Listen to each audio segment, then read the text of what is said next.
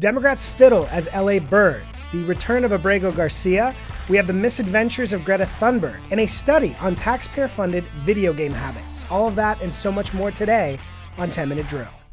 Everybody get up, get up. The story of America is the story of an adventure. I can hear you. The rest of the world hears you. We are a nation under God, and I believe God intended for us to be free.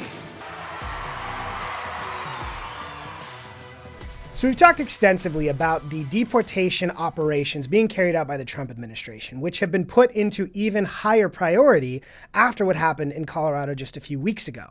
Last week, major operations took off in Los Angeles. Here are some of the people that they were going after in Los Angeles. Quang Chan Phan, an illegal alien from Vietnam who was once convicted of shooting up a high school graduation party where he killed a 15-year-old and an 18-year-old.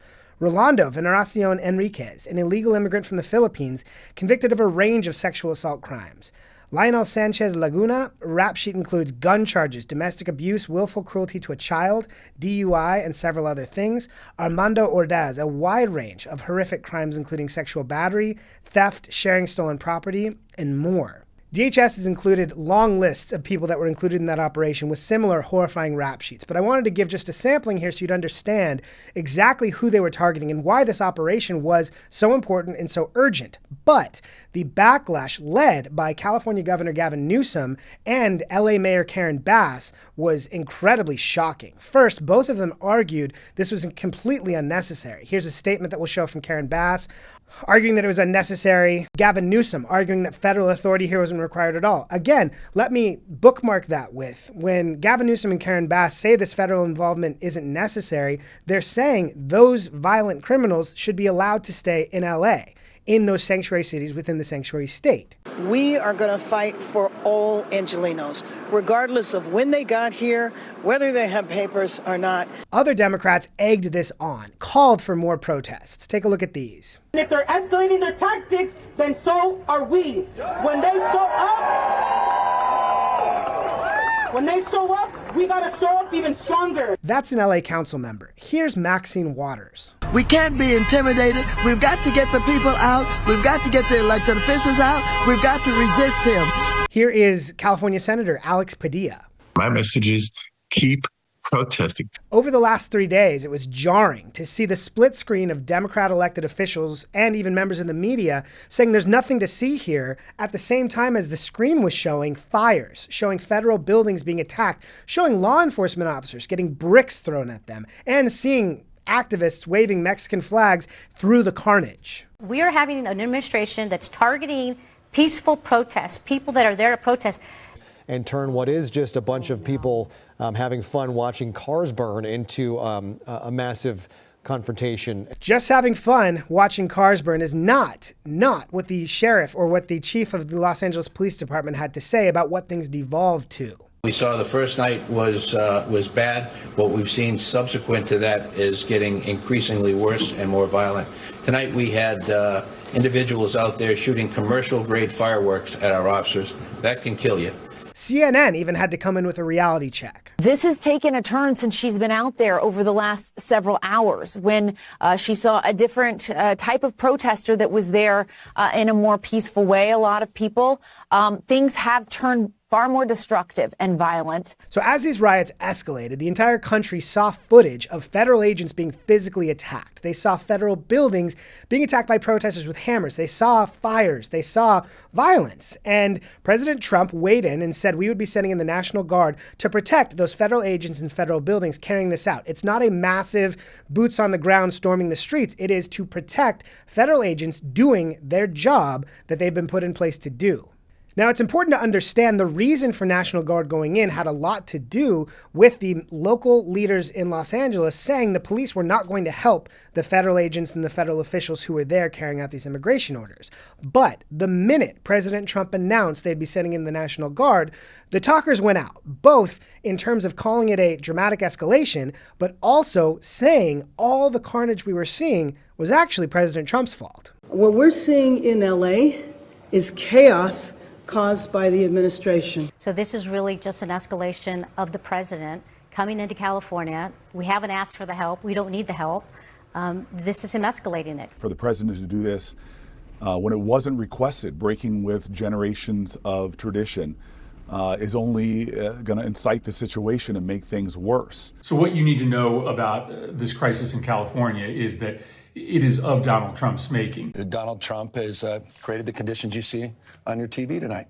The National Guard is going to escalate and inflame the situation. So the irony of Senator Padilla there using the word inflame when the city of Los Angeles was already in flames. We saw the number of cars that were lit on fire. We saw law enforcement vehicles lit on fire. And we saw these federal buildings being attacked. He's saying President Trump is going to inflame this. It's already in flames. But not to be left out, Kamala Harris had a statement of her own. This is a dangerous escalation meant to provoke chaos. Again, Kamala Harris will never pass on an opportunity to use copied and pasted messaging from other Democrats. But again, just consider how absurd it is after watching these riots, after seeing Mexican flags standing on top of burning vehicles, to say this is all President Trump's fault. Right now, the overwhelming majority of Americans want every single criminal illegal immigrant deported, and a majority of Americans want everyone in this country illegally to be deported. And that is the result of Joe Biden's insane open border immigration policy.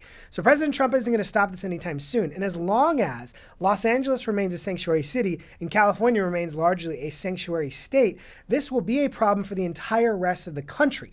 And I think after these riots, you will see even more support for mass operations to remove as many violent criminal illegal immigrants as quickly as possible.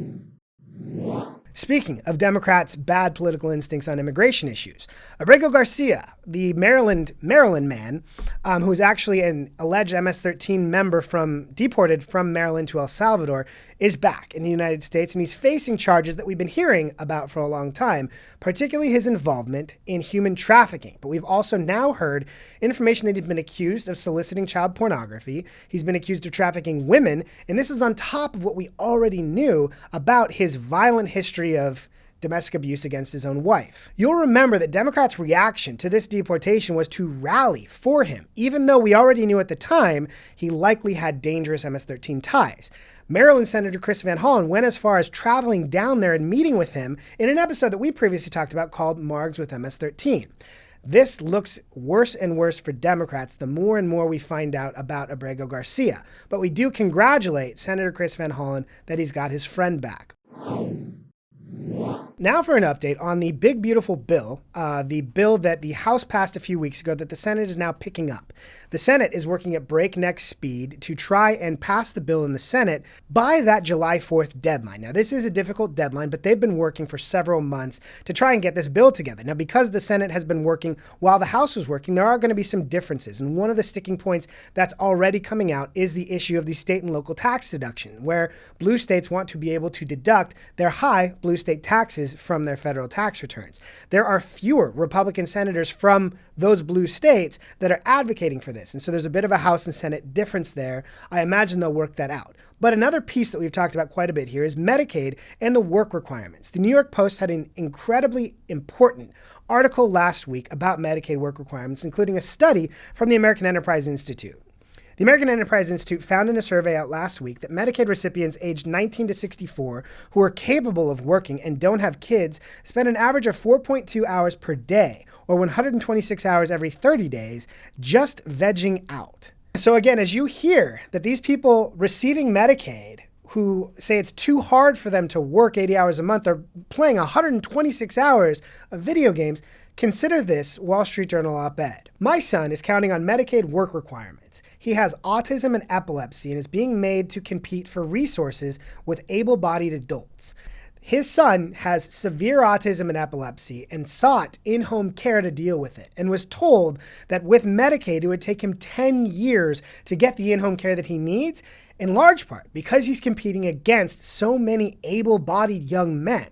Now we know a lot of those able-bodied young men are playing video games and taking Medicaid and keeping Medicaid from getting to important people who need it, like this person's disabled son. So again, you cannot say you support Medicaid and the people who actually need it, widows, orphans, people with disabilities, and also argue that it needs to serve millions of able-bodied men who simply don't want to work because they're playing video games and getting their health care covered by taxpayers while doing it, and illegal immigrants. It just doesn't work. Hilarious story out of Politico over the last few days about the DNC chair in leaked audio saying that he's not sure if he wants to lead the Democrat National Committee anymore. I'll be very honest with you, for the first time in my 100 days on this job, the other night I said to myself for the first time, I don't know if I want to do this anymore. Now, what he's describing there is a rift that began when they brought in activist David Hogg to be a part of the leadership of the Democrat National Committee, and David Hogg announced that he was going to start going after incumbent Democrats because they were not engaged enough on the issues that he cares about. This created a massive civil war, and that's what we're continuing to see the fruits from. I don't blame him for not wanting to be a part of that sinking ship. The approval ratings for both Democrats and Democrat Party leadership continue to be absolutely horrendous. Nobody believes they have any direction, and the most animosity is coming at them from members of their own party. He was brought in to be a bridge builder, but right now those two sides are not close enough to build any kind of bridge. And so that civil war that began not just in 2024 with Joe Biden, the cover-up and the avoided primary, but all the way back in 2020 when Democrats short-circuited their primary to anoint Joe Biden because they were worried about Bernie Sanders being their nominee and losing to Trump in 2020. So the roots in this go way back, and I don't think we're seeing the end of that conflict anytime soon. Our You Can't Make It Up segment today is on Greta Thunberg and the Selfie Yacht. Greta and a number of young activist friends embarked on a misadventure in an attempt to deliver aid into Gaza. Greta has been an outspoken critic of Israel and everything since October 7th. And the goal here was to highlight Gaza and the terrible things happening to the people there due to Israel.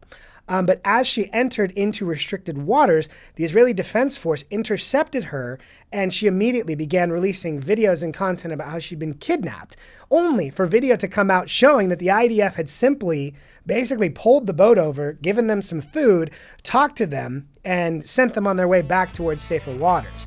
So it's a hilarious end to Greta's latest misadventures. How dare you! That is all the time we have for today. Thank you so much for tuning in. Please like, subscribe, tell your friends. Thanks again.